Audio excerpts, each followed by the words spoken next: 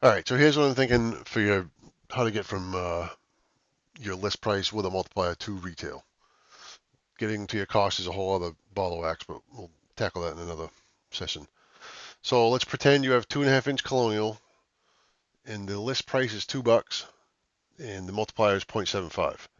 And you want to mark it up a couple different ways. You have a retail Joe Schmo customer and you're going to mark it up 75% for them. And then you've got a contractor that buys a lot, you're going to mark it up 50% for them. That's the how I'm looking at it going forward. So first you have the product. This is the product record and I'm in product information tab. There's a field called M2. There's all these M fields. When you do an import, you can you can set your uh, retail price manually, your list price manually, whatever. You can set it all manually, or you can import um, these things and do different things with them. So I'm using the M2 field. Disregard that it says Home Depot. I could use M3. I could use any of them. It doesn't matter. Um, I couldn't use list price for what I want to do though. So if you're wondering, I'm not using that. So M2 is what I'm using. So when I import a file, I'm going to say the 2.5 inch C, uh, the 2 is going to go in that M2 field, the $2. And if I was doing the 3.5 inch colonial, I'd put $3 in there. All right, so now I'm back over here. Now I'm going to set up a master MPL price plan. And this is, to get retail, this is the formula you're going to use. So, so the multiplier times the 1.75, the 75% markup is going to be that. So if I multiply $2 times 0.75, I get $1.50, and then multiply that by the 75% markup, I end up at 262.50. So here's another. I'll fire up another calculator. You can see what I'm doing.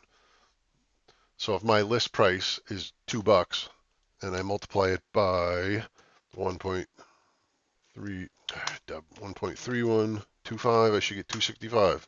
Oh, 262.5. Sorry.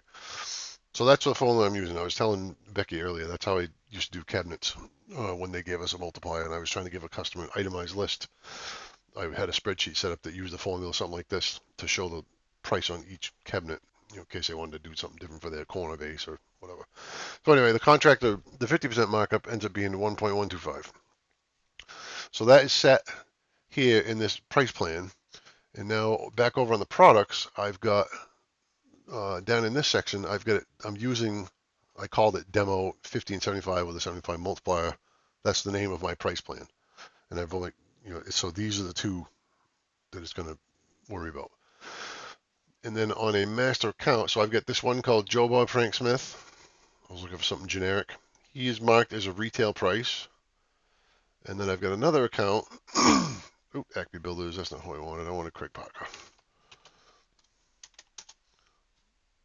Craig Parker. He is set for contractor. So when I go into orders and quotes, I'll do a refresh just to make sure everything's up to date. So it's Craig Parker.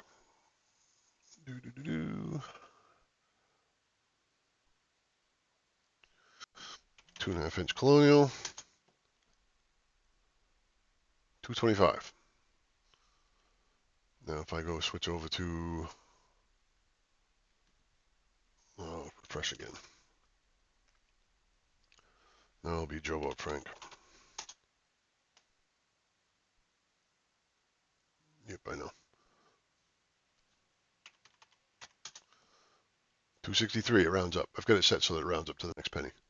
So anyway, that's how you can go from list price with a multiplier to the right retail. And what I was telling Becky earlier was when you want to get your cost in there, that will just be updated every time you do a receipt. But this way, doing it this way, you can keep up with the market cost, uh, and be selling it that way instead of doing the last or weighted average or whatever. So let me know if that works for you guys. We'll go from there.